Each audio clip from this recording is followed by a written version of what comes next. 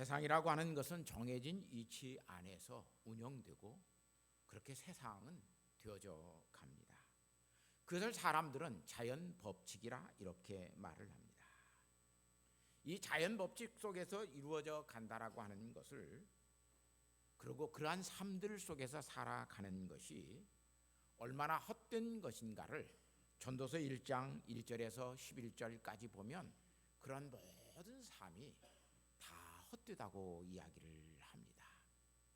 태어나서 열심히 돈을 벌었는데 죽을 때는 아무것도 그것을 가지고 가지 못합니다.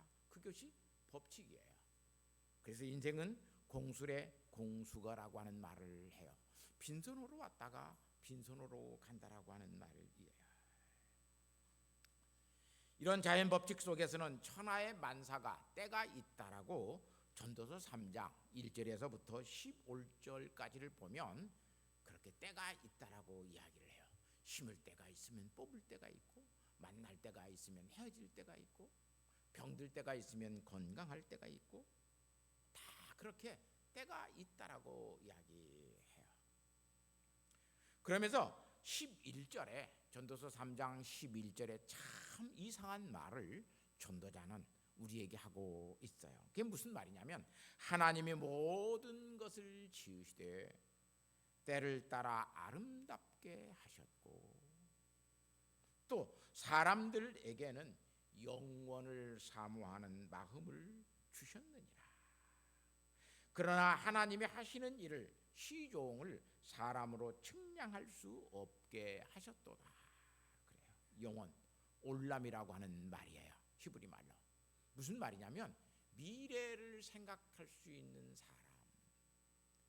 그래서 우리는 영원이라고도 하고 또는 미래적인 말을 해서 미래라고 말도 해요. 그런 영원을 사모하는 마음을 하나님께서 우리에게 주셨다라고 그래요. 그래서 사람들은 죽은 다음에 내가 어디로 갈 것인가를 우리는 생각하고 살아요. 죽은 다음에 어디로 갈 것인가를 알지 못하는 사람은 그래서 이 세상에서 영생하도록 내가 영원히 살았으면 좋겠다라고 하는 생각을 가지고 살아가요. 그게 어떤 사람들이냐면 돈 있고 힘 있는 사람들이에요. 그래서 중국의 진시황이라고 하는 사람은 돈도 있고 왕이기 때문에 어떻게 하면 늙지 않고 영원히 죽지 않고 살아갈 것인가 라고 하는 것을 찾기 위해서 불로초라고 하는 약을 구했다라고 하는 이야기가 있어요. 참 늙지 않고 살았으면 좋겠어요. 다 아름다운 때가 다 있었는데 보면 왜 그렇게 사람들이 늙어가는지 몰라요. 이삿짐을 정리하다가 불쑥불쑥 사진 한 장씩 옛날 사진들이 나와요. 그러면 제 아내가 하는 말이 있어요. 참 이때 나 예뻤었는데 그래요. 제 아내만 이쁜 것이 아니라 같이 거기에 서 있는 나도 상당히 멋지더라고요. 그런데 지금은 어디에 가서 놓고 보면 멋지다고 이야기하지 않아요. 아름답다고 예쁘다고 이야기하지 않아요. 할머니 온다, 할아버지 온다 그래요. 어느 순간에 오늘 우리는 할아버지가 되었고 할머니가 되었어요. 저는 아직 할아버지 들을 만큼 그렇게 겉모습이 후패하지 않았는데도 저는 염색하지 않아요. 자연머리예요. 이 정도 되면 할아버지라고 누가 하지 않을 거예요. 그런데 가면 야 할아버지 온다. 그래서 내가 어린 아이들에게 부딪히며 행여나 넘어질까 해서 젊은 아버지들이 야 할아버지 온다. 그리고 자기의 아이들을 이쪽으로 끌어가요. 사람에게는 영혼을 사모하는 마음을 하나님께서 다 주셨어요. 그래서 죽은 다음에 우리가 어디에 가서 살 것인가? 나는 죽은 다음에 이쪽에 가서 살 것인가? 나는 저쪽 동네에 가서 살 것인가? 그런 것들을 사람들은 꿈꾸고 살아가요. 그래서 사람들은 지옥을 이야기하기도 하고 천국을 이야기하기도 합니다. 그런데 하나님이 하시는 일의 시종을, 시작과 끝을 아무도 아무도 하나님이 알게 하시지 아니했다라고 이야기를 해요. 오늘 우리는 영혼을 사모하는 마음이 우리의 마음속에 있어요. 좀 괜찮게 살고 있는 사람은 죽지 않고 살았으면 좋겠어요. 늙지 않고 살았으면 좋겠어요. 그래서 오직 안 늙으려고 사람들이 웰빙이라고 하는 것을 만들어냈고 웰빙족이 되어져 가요. 잘 먹고 건강하고 날씬한 몸매를 가꾸고 그러면 안 늙는다고 생각을 해요. 그런데 사람은 지금부터 태어나가지고 안 죽은 사람이 아무도 없어요. 조금 오래 산 사람이 있고 짧게 산 사람이 있을지언정 누구나가 다 죽었어요. 그래서 사람들은 서로가 서로의 모든 삶들을 살고 영원한 세계를 살아갈 수 없다라고 하는 것 때문에 작별과 이별을 하면서 살아가요. 여러분, 작별은 무엇이고 이별은 무엇이에요?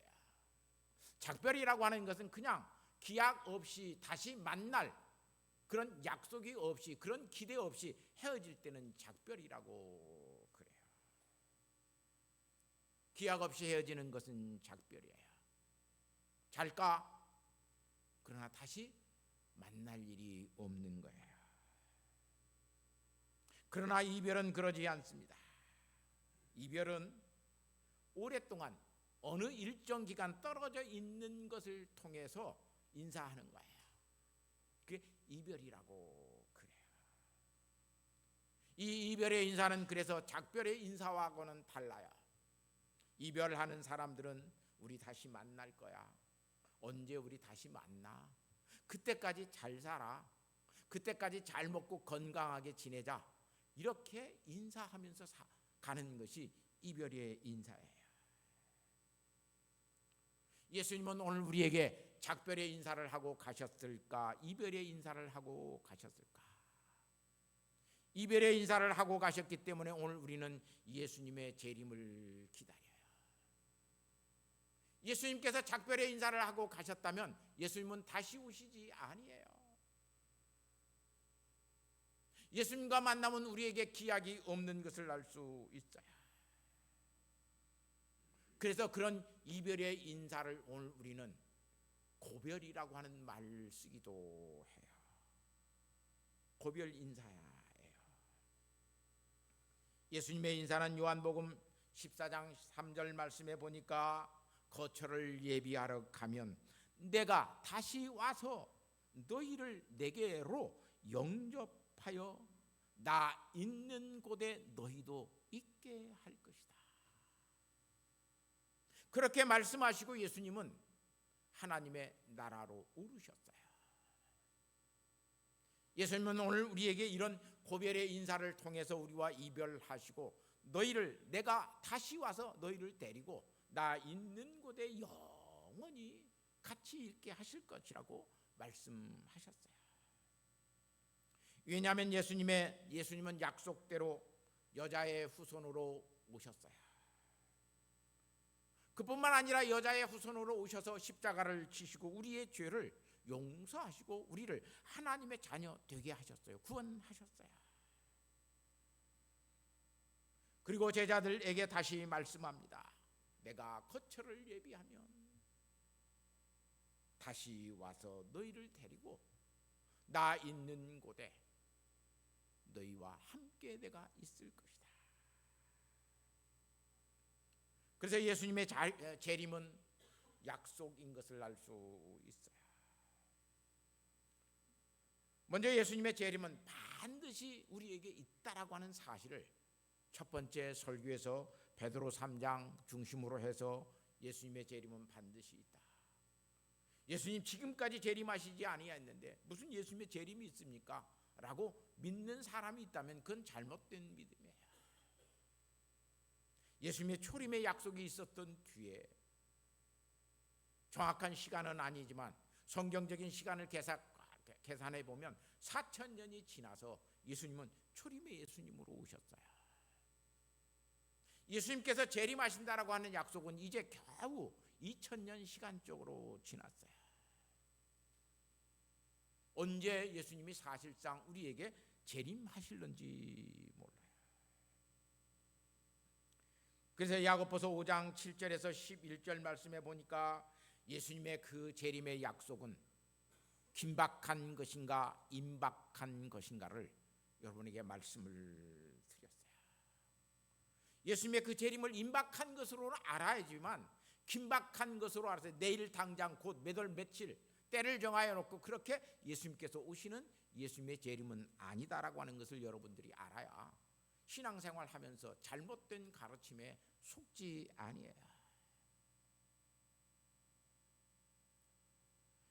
세 번째는 마태복음 24장 1절에서 23절 예수님의 감람산 설교라고 하는 이 예수님의 재림에 관한 설교를 통해서 왜 예수님께서 그렇게 재림을 말씀하셨는가?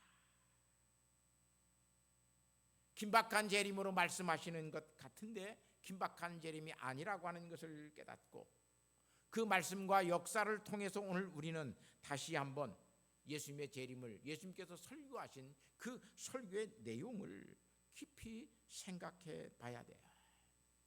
그런데 예수님의 재림을 긴박한 재림으로 여겼고 긴박한 재림으로 여겼던 사람은 과거론적인 해석을 해서 AD 70년경에 예수님께서 재림하셨다라고 이야기를 하고 예루살렘 성전이 무너질 때 그 예수님의 종말의 모든 것들은 다 이루어졌다라고 하는 과거주의적인 해석을 취하는 사람들이 있어요.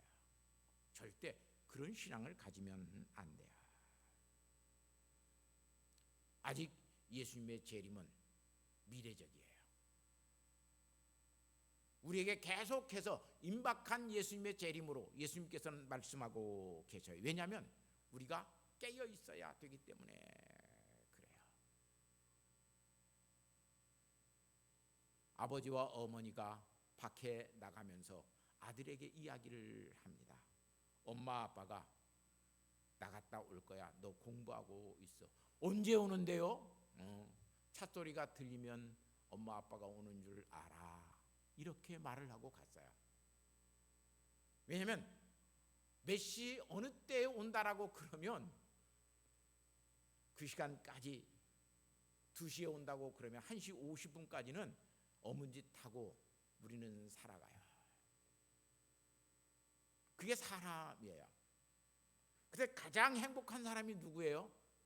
죽을 때 예수 믿는 사람이 가장 행복하다고 그러잖아요. 근데 오늘 우리는 그런 의미에서 절대로 행복하지 않아요. 언제 죽을지 모르고 오래전부터 예수 믿고 살아요. 거짓말을 하고 살았으면 정말로 좋겠는데 그래서 거짓말을 못하고 살아요. 얼마나 불행한 삶을 오늘 우리가 살고 있는지 몰라요. 어머니 아버지가 몇 시에 그렇게 오신다고 말씀하시지 않고 징조를 물어보는 아이에게 버스 소리가 나면 올 거야 라고 이야기를 해요. 그래서 아이는 실컷 놀다가 버스 소리가 나면 부단하게 가서 책상에 앉아서 공부하는 척을 하지만 버스 소리가 나도 어머니 아버지는 오시지 않아요. 그 긴장성을 가지기 위해서 예수님은 임박한 재림으로 우리에게 말씀해 주시는 것을 볼 수 있어요. 오늘 우리가 예수님의 재림을 그렇게 잘 알지 못하여서 사람들은 시기와 때를 이야기할 때 엄청나게 많이 속아요. 그리고 이 시기와 때를 항상 무엇과 연결시키냐면 징조와 연결시켜요. 버스 소리가 들릴 때 이 징조와 연결시키니까 문제가 생기는 거예요. 저의 삶도 가만히 들여다보면 예수님이 정말로 오셨으면 좋겠다라고 하는 생각을 가지고 하나님 앞에 그렇게 살았을 때는 편안할 때가 아니에요. 학교 다닐 때에는 시험 공부를 안 했을 때, 내일 헬라어 시험을 보고 내일 성경 시험을 보는데 공부를 하나도 안 했을 때, 주님 오늘 밤에 오셨으면 참 좋겠다 그 생각 가져요. 왜냐하면 내일 이 상태로 시험을 보면 나는 어떤 사람이 돼요? F학점을 맞아가지고 다시 과락을 하는 사람이 되니까 그러지 않고 주님 오실 바에는 어차피 오늘 밤에 오시면 내가 헬라어 시험 준비 안 해놨는데 그거 없이 주님 맞을 수 있으니까 얼마나 좋아요. 우리는 그런 기대들 속에서 살아가는 사람들이에요. 목사로서 정말 예수님의 재림을 고대하고 앙망하고 살았을 때가 언제일 것 같아요? 설교 준비가 안 돼 있을 때. 정말로 설교를 해야 되는데 아무리 책상에 앉아 있어도 설교 준비가 안 되는 때가 있어요. 그때 주일이 오기 전에 토요일 날 밤에 주님께서 오시면 얼마나 좋을까. 대다수 우리의 주님의 오심에 대해서는 그런 기대치를 가지고 살지, 정말로 내가 성실하게 모든 것을 잘하고 아무 염려 근심 걱정 없이 모든 것들이 되어졌을 때 주님 오신다라고 하는 것, 그것을 기다리고 소망하면서 사는 사람들은 별로 없어요. 그런데 예수님은 우리에게 두 가지 것을 모르게 하셨어요. 첫 번째는 예수님이 언제 오시는지를 모르게 하셨어요. 아버지만 아신다라고 그래요. 예수님도 모르고 성령님도 모르고 그건 하나님 아버지 성부 하나님의 주권 아래에만 있다라고 이야기를 해요. 그러니까 누가 와서 예수님의 재림이 언제 한다라고 아무리 유명한 목사가 와서 이야기를 설교해도 거기에는 여러분 속지 아니해야 돼요. 두 번째는 내가 언제 죽는지를 하나님은 모르게 하셨어요. 이것 때문에 저는 신앙생활을 하면서 참 감사해요. 이걸 두 가지를 알면 믿음으로 사는 사람들 별로 없을 거예요. 한순간 짧게 믿음으로 살려고 그러지 전 인격적으로 신앙생활을 하는 사람이 없을 거예요. 그런데 오늘 우리는 예수님의 재림도 모르고 내가 죽어서 언제 하나님 앞에 가서 설는지 내가 어떻게 심판받을지를 모르고 살아가요. 오늘 이사야 선지자가 말하는 이 예수 그리스도의 재림에 대해서, 오심에 대해서, 예수 그리스도의 재림에 대해서 이사야 선지자는 말하지 아니에요. 그냥 예수님의 오심에 대해서 이야기해요. 그래서 예수님의 이 이사야 선지자의 이 예언 속에는 초림과 재림이 신학적으로 중첩되어 있다 그래요. 같이 있다라고 하는 말이에요. 그런데 사실상 가만히 떼져놓고 예수님의 재림에 대해서 이사야 선지자가 초림의 예수님을 이야기하는 것이 아니라 이 말씀을 보면 재림의 예수님을 이야기하고 있어요. 초림의 예수님은 구원자로 오시는 예수님이에요. 그런데 재림의 예수님은 심판주로 오시는 예수님이에요. 오늘 이사야서 34장 1절에서 7절의 말씀을 여러분 잘 읽어보세요. 거기에 구원에 대해서 이야기하고 있는가, 아니면 예수님의 재림이 심판에 대해서 이야기하고 있는가? 심판에 대해서 이야기하고 있어요. 초림도 이루어지지 않았는데 어떻게 이사야가 재림을 이야기할 수 있느냐? 이사야는 사실상 그거 몰라요.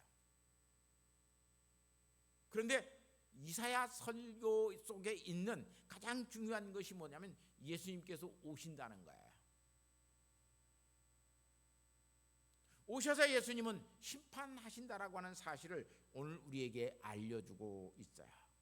그걸 신학적으로 계시의 점진성이라고 하는 말을 해요. 초림을 이야기하는 것 같은데 지금 보니까 그건 재림이었어요. 계시의 점진성 속에서 초림보다 재림이 그 뒤에 오기 때문에 그렇게 말을 해요. 이렇게 이사야 선지자는 오늘 우리에게 예수 그리스도의 재림에 대해서, 특별히 심판에 대해서 이야기합니다. 6절 말씀에 보면 보스가와 에돔 땅을 심판하신다라고 이야기해요. 그런데 오늘 본문 말씀 2절에 보면 여호와께서 열방, 또는 열국이라고 이야기해요.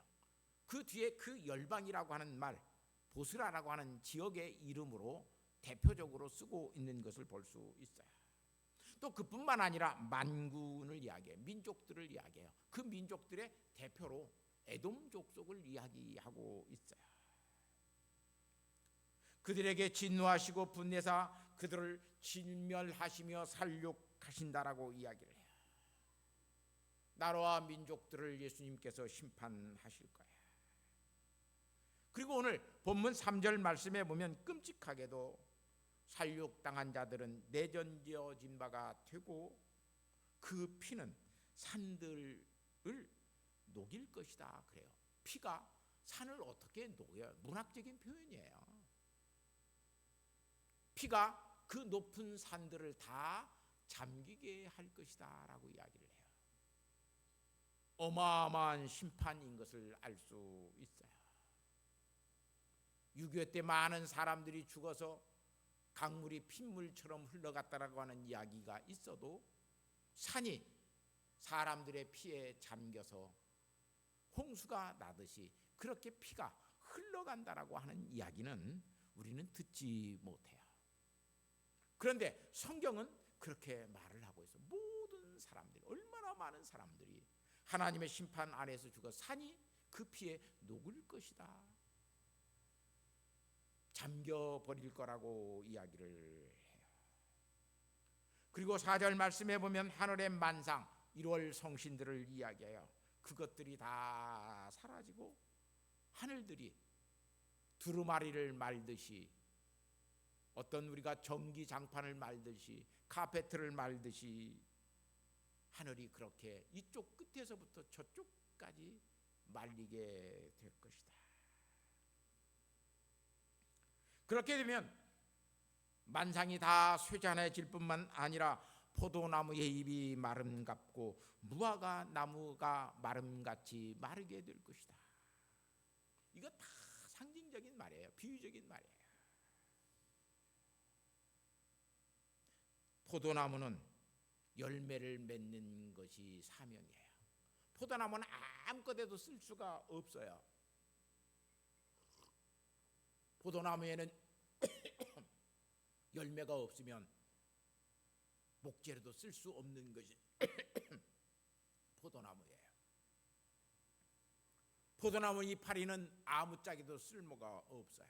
열매가 없으면 포도나무는 그냥 쓰레기처럼 버려지는 나무가 포도나무예요.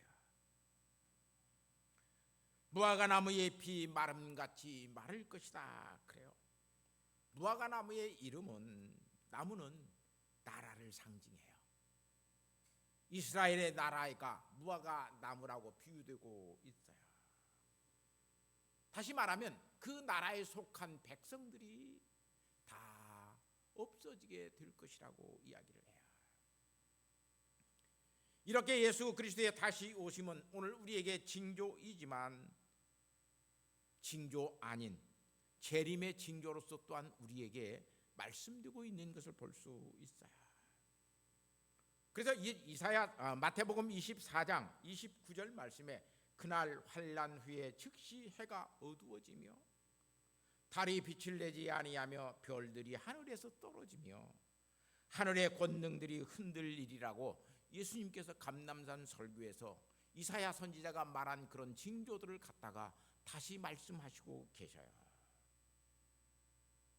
누가복음 21장 25절에서 26절까지는 굉장히 이 부분을 자세하게 누가는 기록해 놓았어요. 1월 성신에는 징조가 있겠고 땅에서는 민족들과 파도와 성난 소리로 인하여 혼란한 중에 곤고하리라. 사람들이 세상에 임할 일을 생각하고 무서워함으로 기절하리니 이는 하늘의 권능들이 흔들리겠습니다. 이야기해요.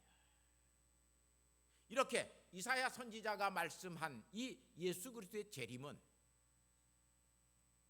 그는 분명히 초림을 이야기하고 있지만 재림이라고 하는 사실을 오늘 우리가 알 수 있어요. 예수 그리스도는 우리에게 그래서 구원자로 오시지만 또한 심판자로 오심을 우리로 하여금 깨닫게 해 주어요. 심판주로 오시는 이 예수님은 오늘 우리에게 어떻게 살도록 이야기하시는가? 감람산 설교라고 하는 마태복음 24장을 통해서 지난주에 말씀을 드렸어요. 이 감람산 설교의 배경을 알지 못하면 마태복음 24장 29절에 있는 재림의 전반부와 후반부를 오늘 우리는 알 수가 없어요. 예수님께서는 이 마태복음 24장 29절에서 재림의 전반부와 후반부를 의도적으로 나누고 계시고 있어요. 첫 번째는 그날 환난 후에 즉시라고 하는 말로 재림의 전반부를 이야기해요. 이 재림의 전반부는 하늘의 만상 1월 성신들이 다 기능을 잃어버리게 될 거라고 이야기해요. 해는 빛을 내지 못해요. 별들은 반짝이지 않아요. 달은 햇볕을 반사할 수가 없어요. 1월 성신들이 다 기능을 잃어버리는 세대가 올 것이다. 그리고 30절 말씀에 그때의 인자의 징조가 하늘에서 보여. 그렇게 됐을 때 인자의 징조가, 인자의 다시 오심이라고 하는 징조가 하늘에서 보이게 될 것이다. 재림의 후반부를 이야기하고 계시는 것을 볼 수 있어요. 그렇게 되면 땅의 모든 족속이 통곡을 하고 인자가 구름을 타고 그 영광을 가지고 오는 것을 너희가 보게 될 것이라고 이야기해요. 구름을 타고 오시는 예수님, 구름을 타고 가셨기 때문에 구름을 타고 오신다고 이야기를 해요. 이것 때문에 얼마나 어려운 일들이 생겨나는지 몰라요. 구름을 타고 예수님께서 어떻게 올라가셨을까? 다시 예수님이 구름 타고 오신다는데, 그래서 많은 사람들이, 재림을 믿는 사람들은 오늘 또 산 꼭대기에 올라가서 구름을 타고 오시는 예수님을 바라보고 그걸 앙망하고 기도하고 살아요. 그건 신앙이 아니에요. 저도 예수님의 말씀을 신학교 다니면서 이를 구름 타고 오신다는 것이 대체 무엇일까 도저히 이해가 안 돼서, 그리고 제 스스로 그렇게 나 자신을 납득시켰어요. 이해시켰어요. 손오공도 구름 타고 다닌다는데 예수님이 구름 타고 못 다니겠어? 그러잖아요. 손오공도 구름 타고 다니는데 예수님도 구름 타고 못 다니겠어? 그래, 예수님도 구름 타고 오시겠지. 그런데 성경을 묵상하고 성경을 깊이 보니까 성경은 그런 말이 아니었어요. 하나의 비유였고 하나의 은유였어요. 이건 하나님의 우편 보좌에 앉으신 분으로 구름 타고 올라가셨다, 구름 타고 내려오신다라고 하는 것은 하나님의 우편 보좌에 앉아 계시는 예수님이 오신다는 이야기예요. 그런데 오늘 우리는 너무나 그런 이야기에 대해서 문자적인 해석을 취하다 보니까 구름 타고 오실 것이라고, 우리가 물리적으로 보는 저 구름을 타고 오실 것이라고 생각을 해요. 사도행전 1장 11절 말씀에 이르되 갈릴리 사람들아 어찌하여 서서 하늘을 쳐다보느냐? 너희 가운데서 하늘로 올려지신 이 예수는 하늘로 가심을 본 그대로 오시리라. 그래서 구름 타고 오신다라고 생각을 많이 해요. 예수님의 승천을 우리는 그렇게 그림적인 언어로 그려내고 있지만 사실상 그림적인 언어로 그려내는 그렇게 예수님은 오시지 않습니다. 예수님은 갑자기 오십니다. 예수님의 승천도 그렇게 그림적으로 서서히 그렇게 되어진 것이 아닙니다. 예수님은 스스로 마태복음 24장 27절 말씀에 예수님의 임함을 그렇게 이야기해요. 다시 오심을 그렇게 이야기해요. 번개가 동편에서 나서 서편까지 번쩍임 같이 인자의 임함도 그러하리라. 번개가 갑자기 치듯이 그렇게 예수님께서 이 땅에 다시 오실 거라고 말씀해요. 구름 타고 서서히 올라갔다가 구름 타고 서서히 내려오시는 예수님의 임함이 아니라고 예수님 스스로 말씀하셔요. 그러니까 어떤 사람은 이런 이야기를 합니다. 번개처럼 오신단다. 그러면 먹구름을 타고 오시는가 보다. 뭉게구름이 아니라. 그것도 유치한 추측이에요. 구름을 통해서 하나님의 우편 보좌를 상징하고 있어요. 이렇게 예수님의 다시 오심에는 우리에게 분명한 징조가 있어요.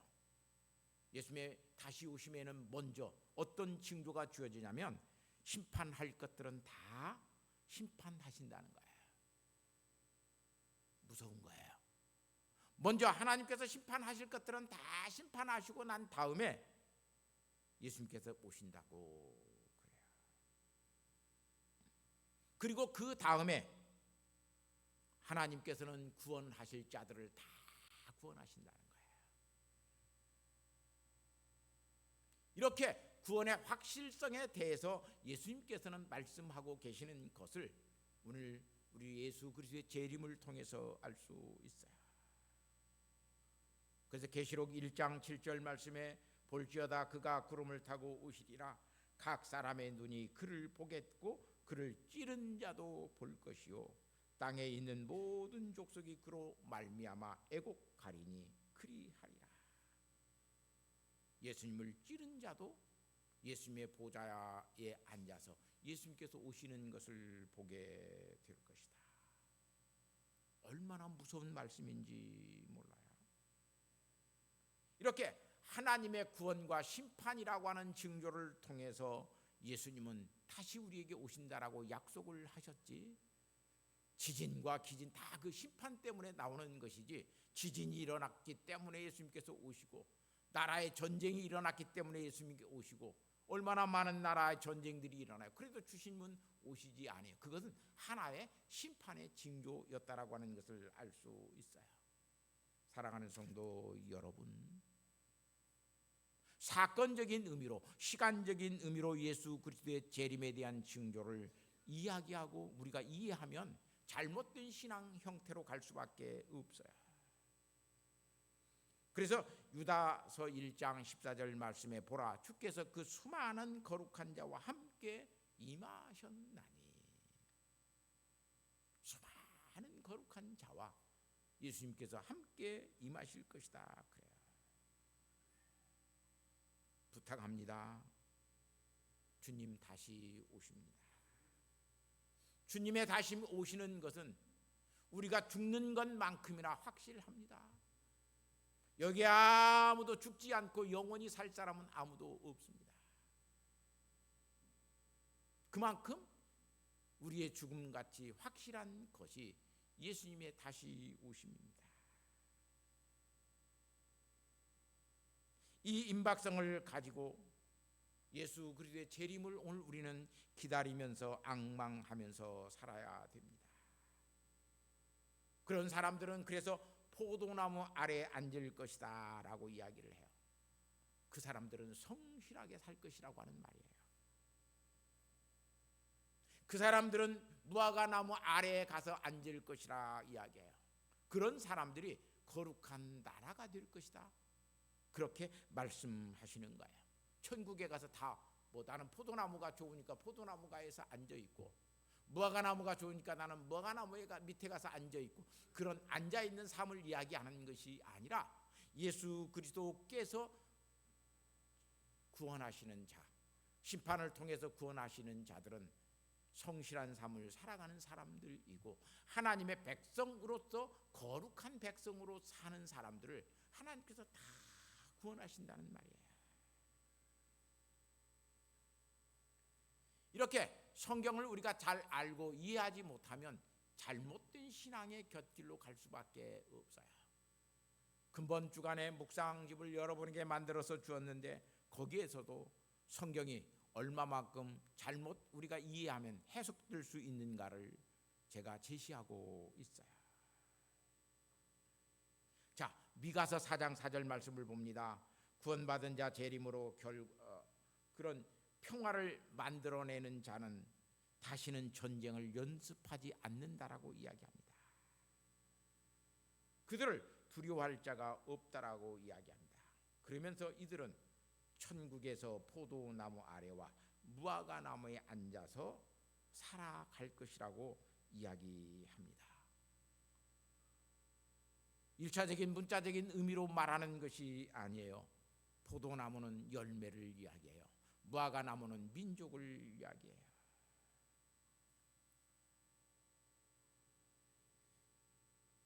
이사야서 2장 1절에서 4절을 보면 이 미가서 4장에서 4장 4절에서 말하는 말이 이 부분이 사실상 이사야서에는 빠져 있어요.